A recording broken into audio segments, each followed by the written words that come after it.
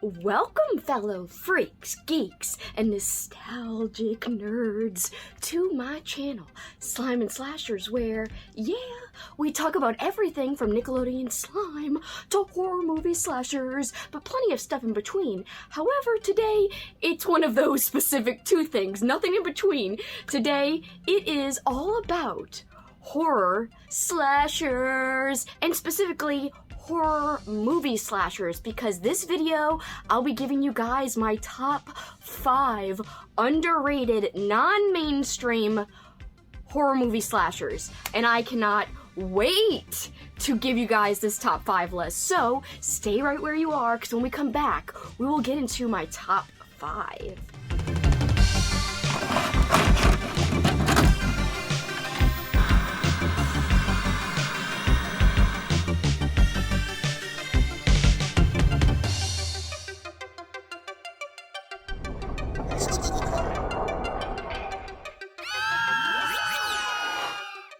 Welcome back, guys! Just to reiterate, this is a list of my personal top 5 favorite underrated slasher movies. And what I mean by the word underrated is that I'm talking about slasher movies that are not mainstream. So not Halloween, not Nightmare on Elm Street, not flippin' Friday the 13th. Even though I love all of those, and if you're wondering what my favorite mainstream horror slasher movie is, it is Halloween, the original Halloween, 1978, of course. I love that movie, forever will love it, but this list is all about horror movies that don't get a lot of love, specifically slasher horror movies that don't get a lot of love, that are bloody or unique in some way. I left off a few things off my list that I'll probably shout out as an honorable mention at the end, but we'll get there when we get there. But let's start off at number 5. Number 5 is a movie I watched just last year, and yes, it's corny, yes, the acting is bad, but if you're looking for something that is unique, it's a fun little slasher that you don't have to take too seriously, and a slasher with some very, very different kills, and also different types of camera angles. There's actually shots from shopping carts, from these grocery store aisles, because this slasher is Intruder, and it takes place in a grocery store. So Intruder was released in 1989. You could find this on Shudder right now. You could also watch it with ads on Pluto TV, Vudu, and Tubi. And this is something that's really unique and cool. You would think that this makes me biased, and this is the reason why I included it on my list, but I promise it's not. This movie was released on my legit birthday, January 13th, 1989. That's the actual day I was born, and apparently, according to IMDb, that is when this movie is released. The basic premise of Intruder is the overnight stock crew of a local supermarket finds themselves being stalked and slashed by a mysterious maniac. And like I said, the acting's not the best, but there's a funny, hilarious part with a sandwich. If you've seen it, you know what I'm talking about. If you haven't seen it, pay close attention and watch out for the scene with the sandwich and with something else involved as well. And that part's really fun and funny and crazy and creepy all at the same time. And like I said, very cool kills. Awesome movie, not an award winner, so don't go in thinking that this is going to be not cheesy, that this is going to be prestigious, that this is going to be to the level of Halloween 1978. The quality is definitely less. By the way, Bruce Campbell is in it, and he's actually billed as one of the stars in it if you look up a movie poster, but he's really only in it for like a minute or two at most. It's like the quickest appearance ever for someone to have their name in like the big like movie poster credits. It's ridiculous. Anyway, it is worth watching just for the setting alone. I really am a big fan of unique settings for slasher movies, because, you know, a lot of times it's in a house or a neighborhood.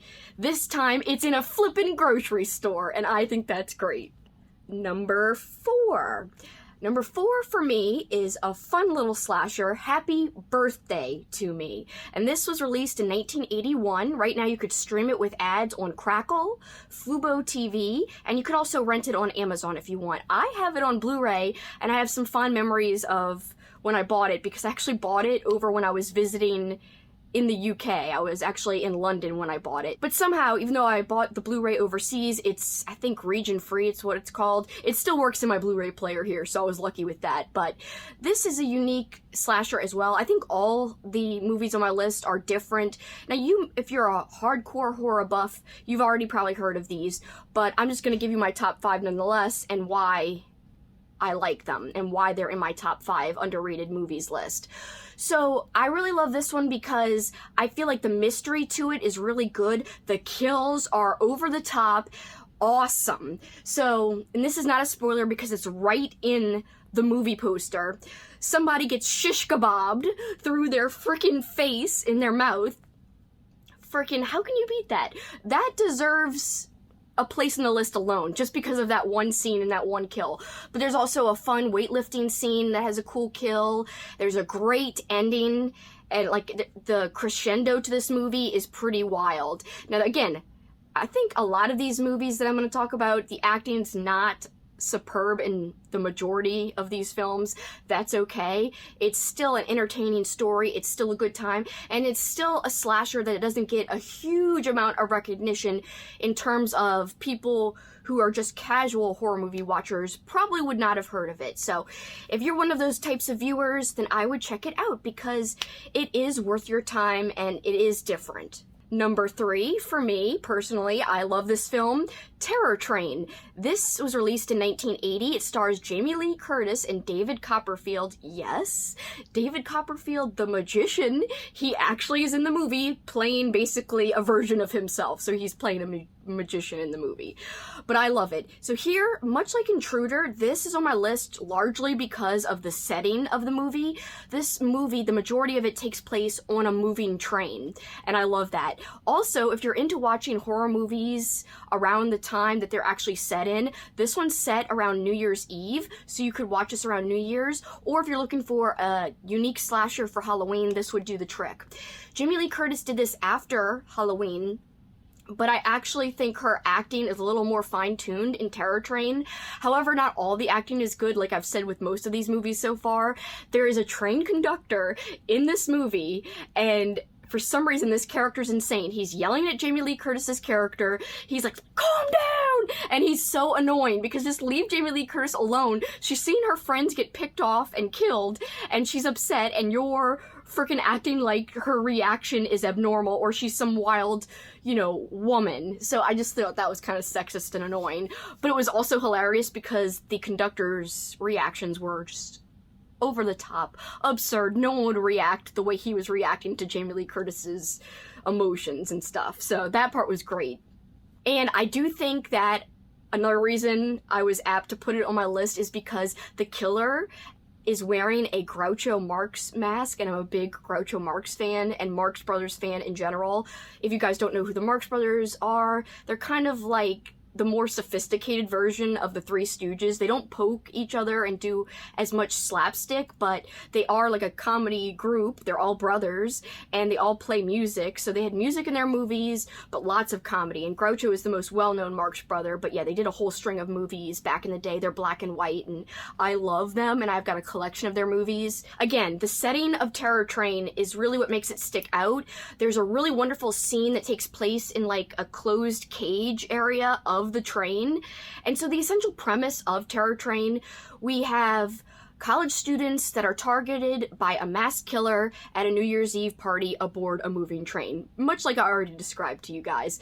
Like I said, the mask, the setting, the acting, it's just a lot of fun. The David Copperfield-ness, I don't even know what you want to call it. I'm trying to use David Copperfield's name as an adjective. Does it work? I don't know. I'm gonna make it work. Whatevs. It's me. I make up stuff all the time. Weird words.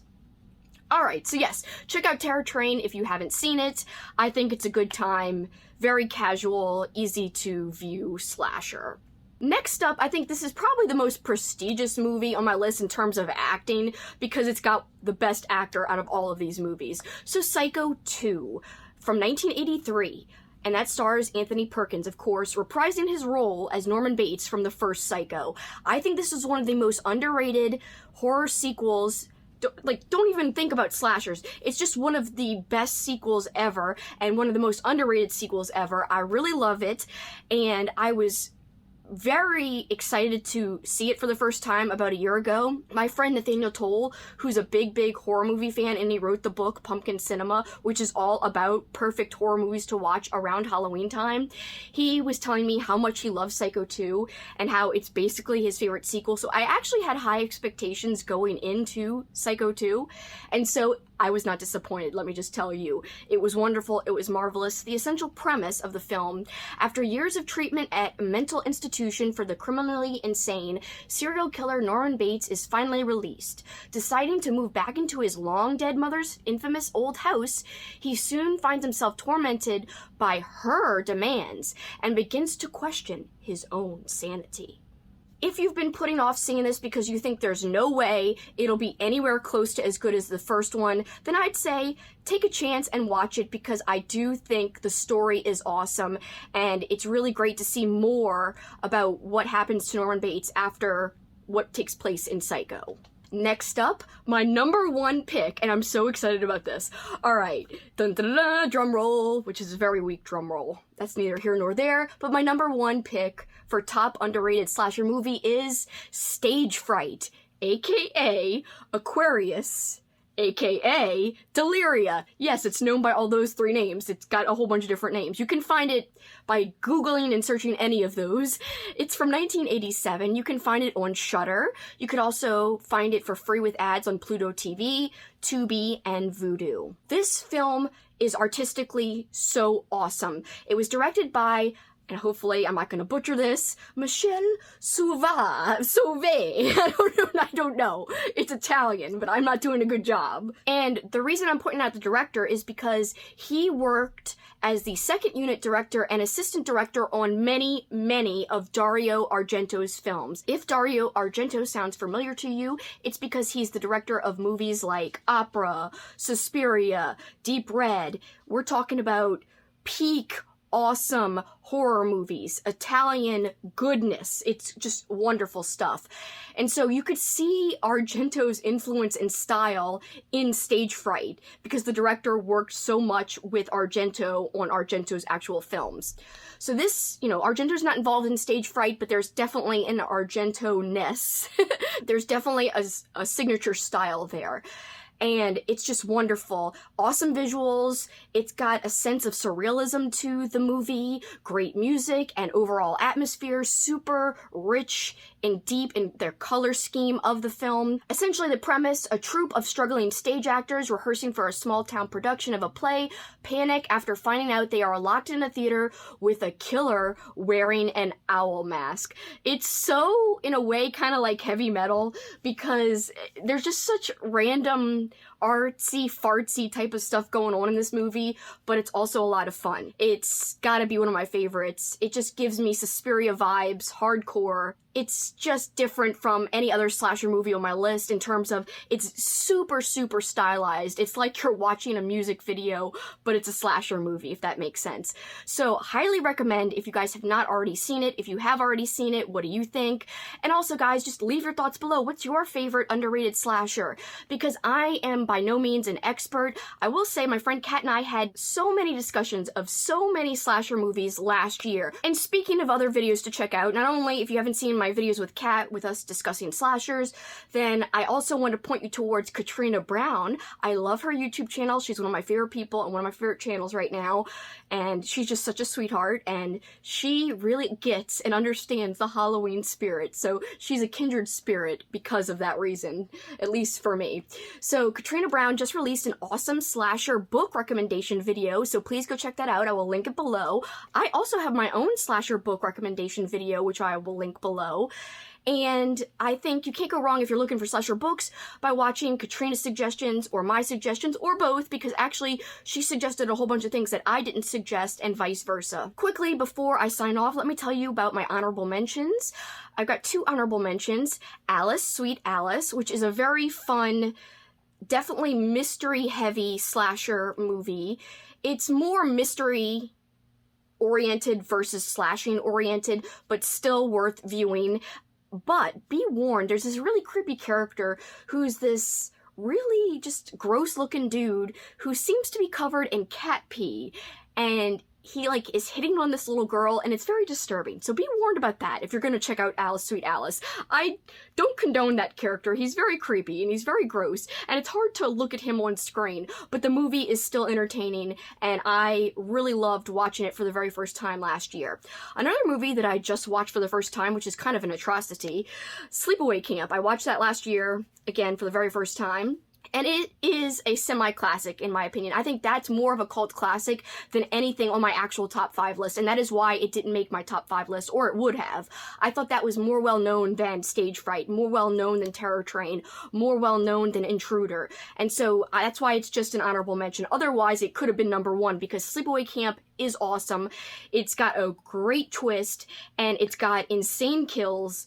Yeah, it's really tense as well at times, but also funny, because some of these slashing and kills are a little bit corny, but I personally love that. I think that adds to a movie, so be warned when you look at my list. It's like not all scary and serious. Some of it is kind of outrageous. That's just me. That's what I like. And the very last thing before I sign off, 2 quick slasher book suggestions, which these I would consider underrated slasher books to go with my underrated slasher movies list. So quickly, just 2, and I'm not going to even go into depth on this at all because I feel like I talk about this book all the time, flip it on my channel. So if you're a longtime viewer, I'm sorry, I'm going to mention it again. Tastes Like Candy by Ivy Tholen. A very awesome, unique slasher, a slasher where you actually like the characters because they're smart, studious girls who have a lot of personality. There's also humor in this, and it also takes place at a Halloween carnival, so you can't go wrong if you're going to read this during Halloween time. Plus, look at this cover. So yes, I'm sorry, I will cut it short here. I will not mention anything else about Tastes Like Candy. And finally, The Sandman. This is so good, and no one has taken my advice on reading it. This is by Miles Gibson. It is a vintage horror book, so it is a little bit harder to find, but you could easily find copies on thrift books or any of those types of websites online.